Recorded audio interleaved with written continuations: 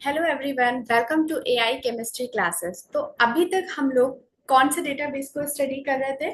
हम लोगों ने अभी तक डेटाबेसेस को स्टडी किया था, प्रोटीन डेटाबेसेस को, राइट।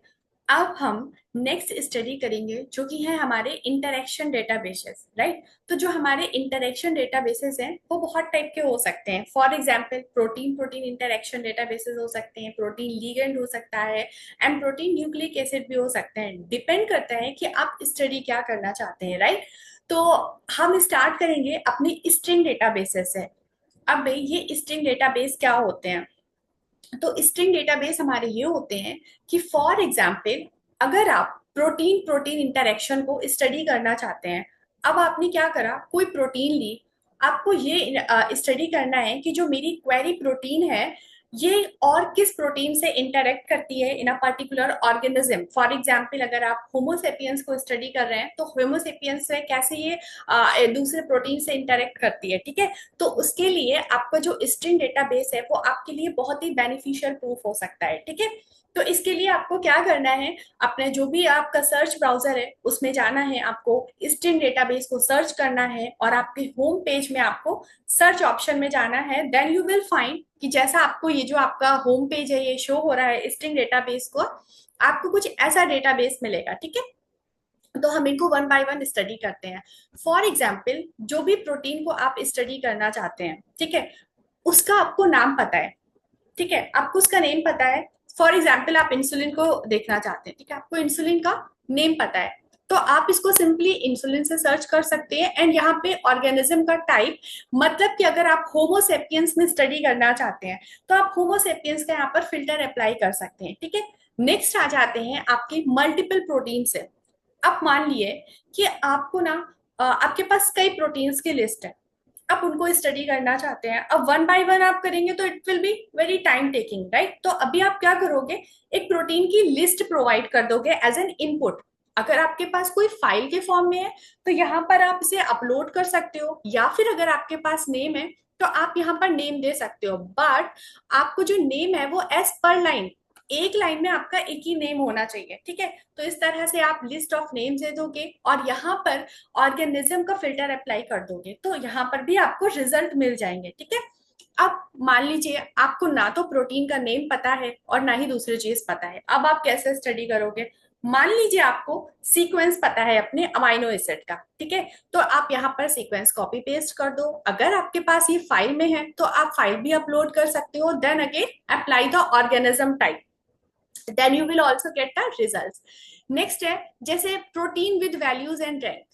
फॉर एग्जाम्पल आपके पास प्रोटीन है और उसकी कुछ वैल्यूज हैं, values as an fold change, log values and abundance. ये डिफरेंट डिफरेंट टाइप की वैल्यूज होती है। ये आप बायोइन्फॉर्मेटिक्स में जैसे जैसे पढ़ेंगे you will know more about this type of values, ठीक है। तो प्रोटीन के सामने ये स्पेसिफिक वैल्यूज आप असाइन करके इनको भी आप सर्च कर सकते हो, ठीक है।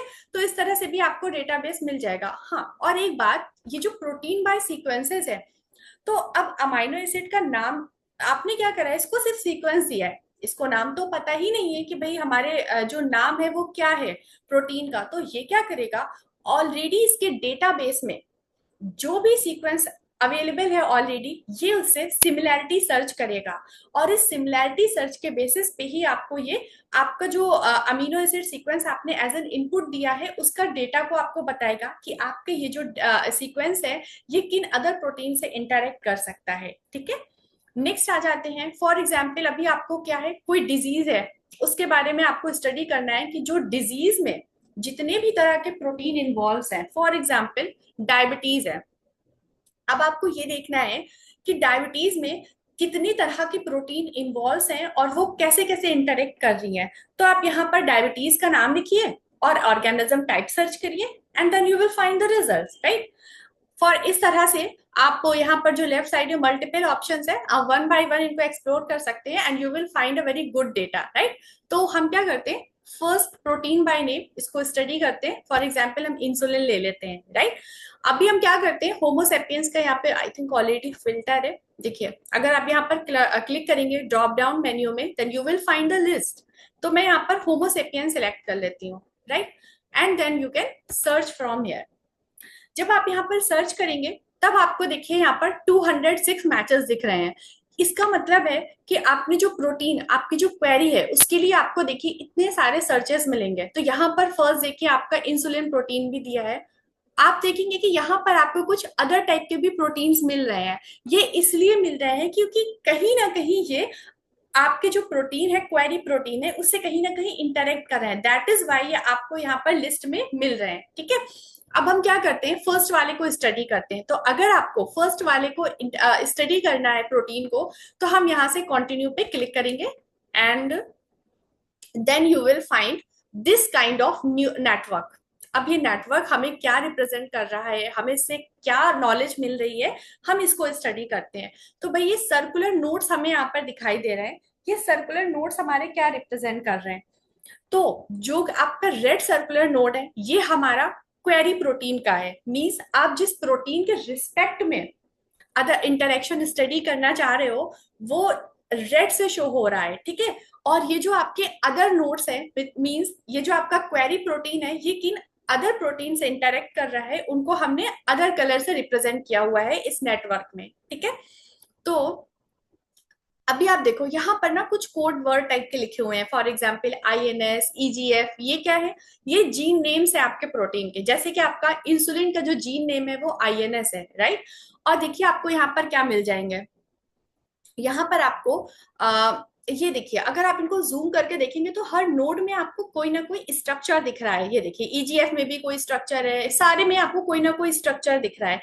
ये आपको ये शो कर रहा है कि इस पर्टिकुलर प्रोटीन के लिए यहाँ पर टर्शरी स्ट्रक्चर अवेलेबल है इस डेटाबेस के अंदर। और अगर नोट इम्प्टी है, कोई भी स्ट्रक्चर अवेलेबल नहीं है, तो ये आपको ये रिप्रेजेंट कर रहा है कि इसके लिए कोई भी टर्शरी स्ट्रक्चर अवेलेबल नहीं है। ठीक है, अब मान लीजिए आपने देखा कि भाई ये तो प्रोटीन का जो इंटरेक्शन है ये बहुत ज्यादा नेटवर्क है, आपको बहुत ज्यादा स्पेसिफिक प्रोटीन का इंटरेक्शन को ही स्टडी करना चाहते हैं, राइट।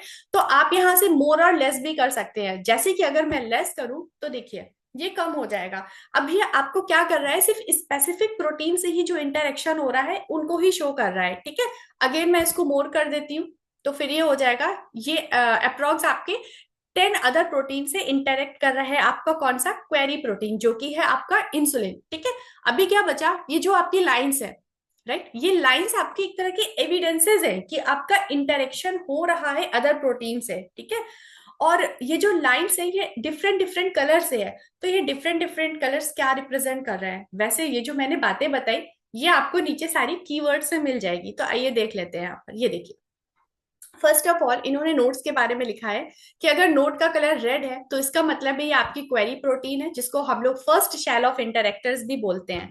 अगर आपकी अदर कलर से, जैसे इन्होंने यहाँ पे व्हाइट शो करा है, दैट मीन्स आपके अगर अदर कलर से नोट्स हैं तो इसका मतलब ये आपकी सेकेंडरी प्रोटीन है, या फिर जो अदर जिनसे इंटरेक्शन हम अदर प्रोटीन से जो हम स्टडी कर रहे हैं। एंड अगर नोट कंटेंट आपका इम्प्टी है तो इसका मतलब है कि आपका जो 3D स्ट्रक्चर है वो अननोन है, राइट। तो इस तरह से आप यहाँ से ये भी देख सकते हैं। यहाँ पे जो कीवर्ड्स दिए हुए हैं, एजेस, एजेस क्या है, जो यहाँ पर हमारी लाइंस शो हो रही है ना, जो एविडेंसेस है कि प्रोटीन इंटरेक्शन हो रहा है, इसको इन्होंने यहाँ पर एजेस बोला है।